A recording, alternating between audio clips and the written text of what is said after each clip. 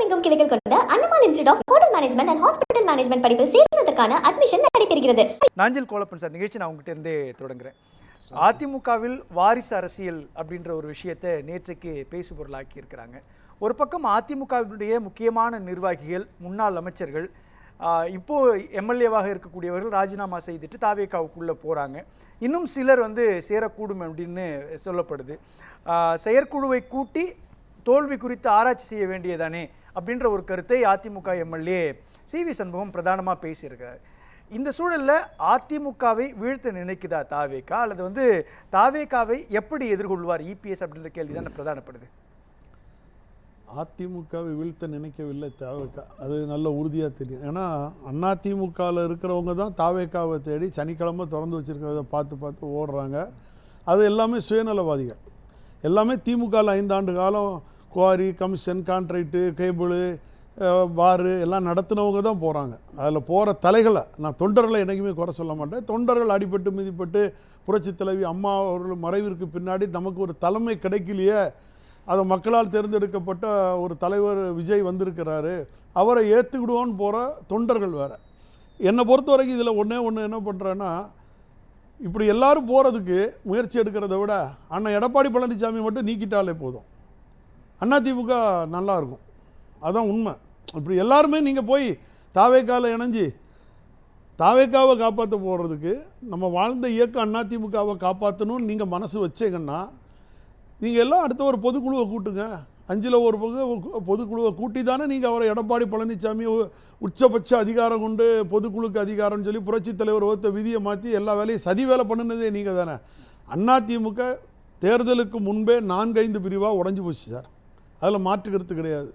இப்போ ஒன்றும் புதுசாக உடையலை. நீங்கள் தேர்ந்தெடுத்து வைக்கப்பட்ட பொதுச் செயலாளரால் இன்றைக்கி அதிமுகவை நீங்கள் தான் உடைச்சிட்ருக்கிறீங்க. நாங்கள் இல்லை, நாங்கள்லாம் கஷ்டப்பட்டோம். நாங்கள் அண்ணன் ஓபிஎஸ்ஸாக இருக்கட்டும், திருமதி சசிகலா அம்மாவாக இருக்கட்டும், தினகரன் அவர் விடுங்க, அவர் தனி கட்சி ஆரம்பித்து போயிட்டார். நாங்கள் எல்லோரும் ஒரு போராட்டம் பண்ணணும். இந்த இயக்கம் எப்படியா கஷ்டப்படணும். நம்ம முன்னாடி அவர் சைதை துரைசாமி அண்ணன், பண்டூர்ட்டியார் அண்ணன், இப்படி எல்லாரும் தலைவர் காலத்தில் வாழ்ந்தவங்க எல்லாரும் இந்த இயக்கம் பால்விட்டு போகக்கூடாதுன்னு பலமுறை சொல்லி பார்த்தோம். பாரத பிரதமர் மோடி சொல்லி பார்த்தாரு, எல்லாருமே சொல்லி பார்த்தோம், கேட்கல. அவர் அப்போ நீங்கள் எல்லோரும் தான் உறுதுணையாக இருந்தீங்க அவருக்கு. அவரை ஊக்குவித்தவர்களும் நீங்கள் தான், ஏற்றி கொண்டு அரியணையில் அமர வச்சவரும் நீங்கள் தான், பொதுக்குழுவில் தண்ணீர் பாட்டில் எடுத்து அடுக்கி அண்ணன் ஓபிஎஸை ஓட விட்டதும் நீங்கள் தான், ஒருங்கிணைப்பாளராக இருந்தவர். உச்சபட்ச அதிகாரம் கட்சிக்கு ஒருங்கிணைப்பாளர் தான். அந்த ஒருங்கிணைப்பாளரை ஓட விட்டு இணை ஒருங்கிணைப்பாளரை நீங்கள் பொதுச் செயலாளர் கொண்டு வந்தவங்களும் அண்ணன் சிவி சண்முகம், வேலுமணி, தங்கமணி, இவங்க எல்லாரும். அதிமுக உடைக்க நினைக்கலையா சார்? என்ன சார் தாவேகா அதிமுக உடைக்க நினைக்கல சார்? ஏற்கனவே அது உடைஞ்சு 4 பிரிவா இருக்கு. ஏன் சார் எல்லாருமே அதிமுகவை எப்போ சார் தாவேகா தான் உடைக்கணும்? தாவேகாவில் இருக்கக்கூடிய தாவேகாவுக்கு போறவங்க எல்லாமே ஏன் அதிமுகவுல இருந்து போறாங்க சார்? அவங்களுக்கு வேறு வழி தெரியல சார். அதான் நான் சொல்லிட்டேன், அந்த லீடர்ஸ் தலைவர்களாக இருந்து முன்னாள் அமைச்சர்களாக இருந்து எடப்பாடி பழனிசாமியால் நல்ல ஆண்டு அனுபவித்தவர்கள். திமுக காலத்திலையும் குவாரி நம்ம அண்ணன் முனுசாமியை மட்டும்தான் உங்களுக்கெல்லாம் தெரிஞ்சிருக்கும் குவாரி நடத்தினாருன்னு. மற்ற எல்லாருமே திமுக அதிமுகவில் உள்ள ஆட்களை வாழ விட்டுட்டு, ஒருத்தன் பார் எடுத்து நடத்துகிறான், குவாரி எடுத்து நடத்துகிறான், கேபிள் எடுத்து நடத்துகிறான், இப்படி எல்லாம் நடத்தினவங்க திரும்பி விஜய் ஆட்சிக்கு வந்ததுனால அந்த சாப்பிட்ட ருசி, அதாவது அதில் இருக்கிற பிரச்சனைகள், இப்போ 10 அடி எடுக்கிற இடத்துல 200 அடி எடுத்திருப்பாங்க. இதெல்லாம் நாளைக்கு பிரச்சனைகள் வந்துடும். சார் நீங்க துரோகிகள் தானே சார் போய் சேர்றாங்க சார்? அப்போ அதிமுகவுடைய பொதுச் செயலாளர் வார்த்தையில சொல்லணும்னா துரோகிகள் போய் சேர்றாங்க. துரோகிகள் இல்ல, இதெல்லாம் வியாபாரிகள். பலன் அடைஞ்சவங்க சார், பலன் கிடைக்காதுன்னு போய் சேர்றாங்கன்னா அது திமுகவுல சேரலாம், தாவேகாவுல சேரலாம். நம்ம அண்ணன் எடப்பாடி பழனிசாமி ஒரு வியாபாரி, கூவத்தூரில் பணம் கொடுத்து வாங்கிட்டு வந்தது இந்த கட்சி. அந்த கட்சியில் வியாபாரமாக இருந்து செயல்பட்ட வியாபாரிகள் இன்னைக்கு போகிறாங்க சார், அதான் உண்மை. ஒருத்தர் அமமுக போயிருப்பான், நேற்று அங்கேருந்து திரும்பி இங்கே வந்திருப்பாங்க, இன்னைக்கு இங்கேருந்து தாவேகா போகிறாங்க. நீங்கள் போகிற லிஸ்ட்டெல்லாம் பட்டியல் எடுத்து பாருங்கள். இதுக்கு முந்தின பிரிவு யாருன்னு கேட்டால் தினகரன் பொதுச் செயலாளர்னு சொல்லிட்டு அமமுகவில் இருந்த கோஷ்டியெல்லாம் திரும்பி என்ன ரிட்டர்ன்ஸ், ஒருங்கிணைப்பாளராக இருந்து ஆட்சி வந்தோடனே எல்லாம் ரிட்டர்ன்ஸில் வந்திருப்பாங்க. அதுக்கு முன்னாடி கூவத்தூரில் இந்த முதல்வர் வேண்டான்னு சொல்லும்போது தினகரனோட போயிருப்பாங்க, சசிகலா அம்மாவோட போயிருப்பாங்க, பாதி ஓபிஎஸ் அண்ணன் கூட போயிருப்பாங்க, திரும்பி எல்லாம் உள்ளே வந்திருப்பாங்க. திரும்பி இந்த கோஷ்டிகள் எல்லாம் என்ன பண்ணுறாங்க, திரும்பி தாவேக்காக போகிறாங்க. அதனால் இவங்க தலைமை எப்போ வியாபார செயலில் இறங்கிட்டோ அது மாதிரி இந்த தலைவர்களும் வியாபார தொழிலில் இறங்கிட்டாங்க. அவங்கவுங்க குடும்பத்தை பார்க்கணும், தன் நலம் தன் மக்கள் நலம் மட்டுமே மனதில் கொண்டு இவங்கெல்லாம் செயல்பட தொடங்கிட்டாங்க சார். அதனால அதிமுக தொண்டர்கள் கிடையாது. அதை பார்க்கறத விட தாவேகாவோட தலைவர் பொதுச் செயலாளர் புஷி ஆனந்த் மூச்சுக்கு 300 தடவை இவங்களை இணைக்கும் போதெல்லாம் என்ன வார்த்தை சொல்கிறாரு, அண்ணன் எங்கள் ஆளு 30-32 வருஷமாக கஷ்டப்பட்டுருக்கானு, வெயிலும் மழையிலையும் எல்லாம். இப்போ நீங்கள்லாம் கூட மந்திரியாக இருந்திருப்பீங்க, எம்பியாக இருந்திருப்பீங்க, கவுன்சிலராக இருந்திருப்பீங்க, எல்லாம் ஆண்டு அனுபவிச்சேங்கண்ணே. ஆனால் எங்கள் ஆள் எதுவுமே அனுபவிக்கலைண்ணே, அவங்கள சிதைச்சிராய்ங்கண்ணே. பயப்படுறாங்களா பயப்படலையா? இவங்க எல்லாரும் சுயநலத்துக்கு தான் வாராங்கங்கிறது அவருக்கு தெரியுதா தெரியலையா? அப்போவே நீங்கள் நினைக்க வேண்டாமா அதிமுக அவருங்க அழைக்கலைன்னு. இவங்க சுயநலத்துக்காக, இவங்க தன்னுடைய சுயநலத்துக்காக அங்கே வந்து சேர்றாங்கங்கிறது தாவேகாவின் பொதுச் செயலாளர் நல்லா தெரிஞ்சு வச்சுருக்காரு. ஏன்னா அவர் வந்து ஒரு ரசிகர் மன்றத்தை வச்சு கட்டி காத்து இன்றைக்கி அதை தொண்டனா உருவாக்கி காட்டியிருக்கார். அப்போ அவருக்கு எவ்வளோ கஷ்டப்பட்டிருப்பாங்க, வேதனைப்பட்டிருப்பாங்க ஒரு லீடர்ஸு. நீங்கள் சாதாரணமாக விஜய் வந்து இன்றைக்கி ஆட்சிக்கு வந்துட்டார், 2 வருஷத்தில் கட்சி ஆரம்பித்து வந்துட்டார் நீங்கள் நினைக்காதீங்க.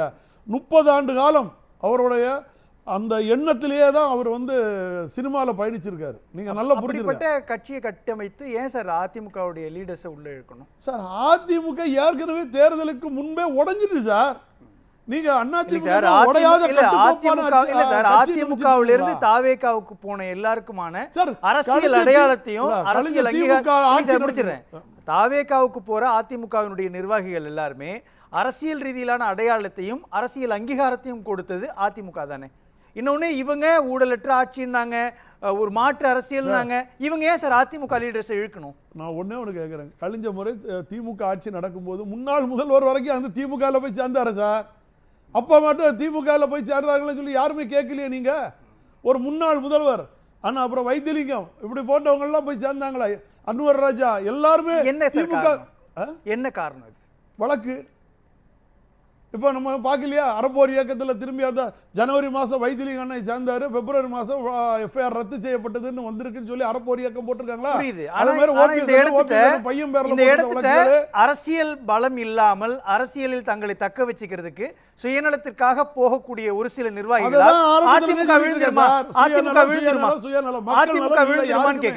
அதிமுக விழுந்துருமா? அதிமுக அழியாது சார். நான் இப்பவும் சொல்றேன், அதிமுகவை அதை தாங்கி பிடிக்கிறதுக்கு எங்களை போல நிறைய தொண்டம் காத்துட்டு தான் இருக்கணும். இப்போவாது அதுதான் சொன்னேன், எடப்பாடி பழனிசாமிங்கிற ஒரு நபரை மாற்றி ஒரு தலைமை, அந்த இடத்துக்கு ஒரு விசுவாசமான ஒரு தலைமை, இந்த புரட்சி தலைவர் புரட்சி தலைவி அம்மா அவரோட மேலே ஒரு பட்டுதலும் பாசமும் உள்ளவங்க, அந்த விதியை மாற்றி சதி வேலை பார்க்காத ஒரு கூட்டம் அந்த கட்சியை எடுக்கணும்னா அந்த அதிமுக அழியாது. புரட்சி தலைவரால் 100 ஆண்டு 1000 ஆண்டுகள் ஆனாலும் அழியக்கூடாதுன்னு சொன்ன கட்சி அழியாது. அதை அழிக்க எந்த காலத்திலையும் தாவேகா தலைவர் விஜய் முன்னுக்கு வரமாட்டார்.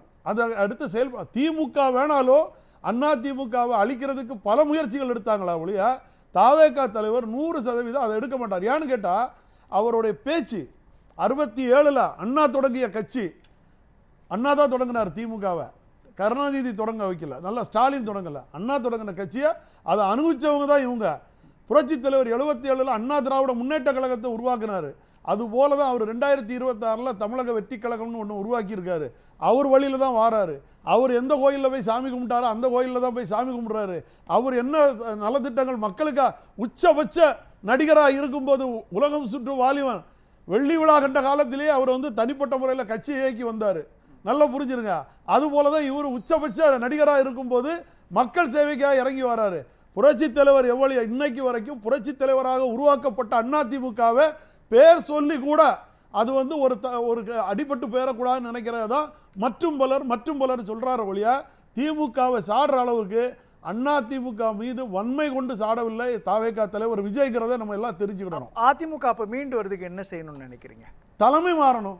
இப்போ கையில் இருக்கிற நீங்கள் சொன்னீங்களா வாரிசு அரசியல் வருது, வாரிசு அரசியல் என்னைக்கோ வந்துட்டு, ஓபிஎஸ் அண்ணன் பையன் வந்திருக்கும் போதே வாரிசு அரசியல் வந்துட்டு, ஜெயக்குமார் அண்ணன் பையன் வந்திருக்கும் போதே வாரிசு அரசியல் வந்துட்டு, நம்ம ராஜன் செல்லப்பா பையன் சத்யா அவர் வந்திருக்கும் போதே வாரிசு அரசியல். எத்தனை பேருக்கு வாரிசு அரசியல் வரல? என்ன எல்லாம் பின்பலமாக இருந்தாங்க, இப்போ அப்புறம் முன்பலமாக வந்துட்டாங்க. வாரிசு அரசியல் அதிமுகவில் என்னைக்கோ நுழைஞ்சிருச்சு. நல்லா புரிஞ்சுட்டீங்களா? இப்போ வந்து அவர் மிதன் வரதுனால ஒன்றும் தப்பு இல்லை. நான் கேட்குறது என்னன்னா, ஒரு பக்கம் அதிமுகவினுடைய நிர்வாகிகளே தாவேகாவுக்குள்ள போறதுன்றது ஒரு புள்ளி. இன்னொரு புள்ளி, ஆளுங்கட்சியாக இருக்கக்கூடிய தாவேகா சிலர் எம்எல்ஏக்களை கூட பர்ச்சேஸ் பண்றாங்க அப்படின்ற இடத்துல ரெண்டாவது சிக்கல் வருது. மூன்றாவது சிக்கல் சொல்றது யாரு? இல்ல நீங்க சொல்றது யாரு? எதிர்க்கட்சிகள் சொல்றாங்க, யார் சார்? திமுக தலைவர் சொல்றாரு. அத சொல்லுங்க சார். திமுக தலைவர் ஸ்டாலின் சொல்றாரு, அவ்வளவுதானே. அதிமுக எம்பி அவர் என்ன பர்ச்சேஸ் பண்ணாரு? அவர் ஆட்சியில இருக்கும்போது என்ன பர்ச்சேஸ் பண்ணாரு? 3 புள்ளி இருக்கு இல்லையா சார்? பிரதான எம்எல்ஏ பர்ச்சேஸ் பண்ணாரு. நான் அதுக்கே நான் 3 புள்ளி அதிமுகவுடைய இருப்புக்கு பெரிய கேள்விக்குறியா மாறுது இல்லையா? ஒன்று தாவேகாவினுடைய வளர்ச்சி, இன்னொன்னு வந்து அதிமுகவினுடைய தலைமை மீதான கேள்வி, மூன்றாவது அதிமுகவினுடைய நிர்வாகிக்குள்ள ஏற்படுகின்ற இந்த சலனம் இருக்குல்ல. மூன்றை எப்படி ஹேண்டில் பண்ண போறாரு? புரட்சி தலைவர் எம்ஜிஆர் பாடின அருமையான பாடல், தூங்காதே தம்பி தூங்காதே, விழித்து கொண்டோரெல்லாம் பிழைத்து கொண்டார், அதாவது கொரட்டை விட்டவரெல்லாம் கோட்டை விட்டார். இவங்க எல்லாரும் வந்து விழித்து கொள்ளலை. அவர் தாவேகா தலைவர் விழித்து கொண்டார், அவர் வந்து வெற்றி பெற்று விட்டார். இவங்க எல்லாரும் அவங்கள உதாசீனப்படுத்திட்டு கொரட்டை விட்டு தூங்குனாங்க, கோட்டை இழந்தாங்க. இதுதான் சார் உண்மை. இதுக்கு இன்னைக்கு வைத்தறிச்சல், பல பிரச்சனைகள். ஆகா இவர் வந்துட்டார, இவர் செஞ்சுட்டார, இவரை இனிமேல் நம்ம மாற்ற ஒரு நடிகராலேயே நம்மளால் 13 ஆண்டு கால திமுக ஆட்சிக்கு வர முடியல. அவர் இருக்கிற வரைக்கும் வர முடியல. என்னெல்லாமோ பேசி பார்த்தாரு. அவர் கருணாநிதி அமெரிக்காவில் தலைவரோட உடம்பு தான் வருது, நான் வந்தால் வெற்றி பெற்றால் அவருக்கே நான் வந்து எனக்கே வாக்களியுங்கள், நான் திரும்பி அதை தலைவர் வந்தால் கொடுத்துருவேன்னு சொல்லிலாம் இப்போ பிரச்சாரம் பண்ணி பார்த்தாரு. அம்மாவை சிறையில் போட்டு பார்த்தாங்க, செருப்பு எடுத்து வச்சு பார்த்த செருப்பு நகைகளை எல்லாம் எவ்வளவோ அலங்கோலம் பண்ண முடியுமோ அதெல்லாம் பண்ணி பார்த்தாங்க. அதிமுக அழிக்க முடியல. அடுத்த லீடராக புரட்சி தலைவி அம்மா வந்துட்டாங்க. அவங்களையும் லாஸ்ட் 2011 திமுக எதிர்கட்சி வரிசையில் கூட உட்கார முடியாத ஒரு சூழ்நிலைக்கு போயிட்டு அவங்களுக்கு அந்த பயம் இருக்கு சார். இன்னொரு அடுத்த ஒரு நடிகர் வந்துட்டாரு, இவரை மக்களை வந்து தனிமையில் நின்று 1.25 கோடி 108 சீட்டு வாங்கிட்டாரு. கூட்டணியே இல்லை. நம்ம 20 கட்சி கூட்டணி அமைச்சோம், ஆனால் நடக்கலை. இவர் 10 கட்சி கூட்டணி அமைச்சார், நடக்கலை. ஆனால் அவர் கூட்டணியே இல்லாமல் வந்ததுனால அவங்களுக்கு அந்த தாக்கம் இருக்குமா இருக்காது? சொல்லுங்க பார்ப்போம். அதான் உண்மை. பேசலாம். நாஞ்சில் கோலப்பன் சார், ரொம்ப சுருக்கமாக சில வரிகளில் மக்கள் கருத்து உங்களுடைய இறுதி தீர்ப்பு. அதிலே தெளிவாக மக்களே கணிச்சிருக்காங்க. அதாவது எடப்பாடி பழனிசாமி அந்த நிர்வாகிகள், தொண்டர்கள் இல்லை, நீங்கள் நல்லா புரிஞ்சுருங்க, நிர்வாகிகள். அப்புறம் அண்ணன் பல முறை சொல்லிகிட்டே இருந்தார் 31 பேர் பாட்டாளி மக்கள் கட்சிங்கிறது. நான் என்ன சொல்ல, அந்த 31 சிவி சண்முகம் சொல்லிட்டார்ல, 31 பேர் ஜெயிக்கிறதுக்கு பாட்டாளி மக்கள் கட்சின்னு சொல்லிட்டார்ல. அதுக்கு மறுப்பு தெரிவித்து 31 சட்டமன்ற உறுப்பினர்கள் யாராவது சொல்லியிருக்காங்களா? இல்லை நாங்கள் ஜெயித்தது அம்மாவால், எம்ஜிஆரால், இல்லை எடப்பாடி பழனிசாமியால் தான் ஜெயித்தோம், பாட்டாளி மக்கள் கட்சியால் ஜெயிக்கலை, சிவி சண்முகம் சொன்னது தப்புன்னு இது வரைக்கும் யாராவது சொல்லியிருக்காங்களா சார்? மறுப்பு தெரிவிச்சிருக்காங்களா? நன்றி சார். இல்லை நான் சொல்கிறேன், அதாவது பாட்டாளி மக்கள் கட்சி இல்லைன்னா அவங்க வெற்றி பெற முடியாது சார். கழிஞ்ச முறை கூட 19 படையாட்சியாளர்கள் அவர் கையில் வச்சுருந்தவர் தான் சண்முகம். 9 பேர் தான் இருக்காரு. நான் பொன்னியின் பேசும்போது கூட இதில் 9 பேர் தான் எடப்பாடி பழனிசாமி கையில் இருந்தவங்க. பாக்கி எல்லாம் அவர் எஸ்பி வேலுமணி, சிவி சண்முகம் இவங்களோட ஆதரவில் தான் கழிஞ்ச எதிர்க்கட்சி தலைவரையே கடத்தி கொண்டு வந்து பொதுச் செயலாளர் வரைக்கும் வந்தார் அண்ணன். இப்போ எங்களுக்கு ஒன்றும் இல்லை, எங்களுக்கு அண்ணன் எடப்பாடி பழனிசாமி வேணும். ஆனால் ஏன்னா இன்னொரு பிரிவினையை தாங்க முடியாது. அவர் மனசு மாதிரி ஐயா இந்த பொதுச் செயலாளர் பதவியை யாராவது நடத்துங்க, இல்லை தேர்தலை நடத்துங்க, எதையோ ஒன்று செய்யுங்க, எல்லாரும் நான் நீக்கப்பட்டவர்கள் அனைவரும் கழகத்தில் இணையவும், இந்த ஒரு அறிவிப்பை கொடுத்துக்கிட்டு பண்ணினாலே ரொம்ப சந்தோஷம். கட்சி வந்து நல்லபடியாக இருக்கும்.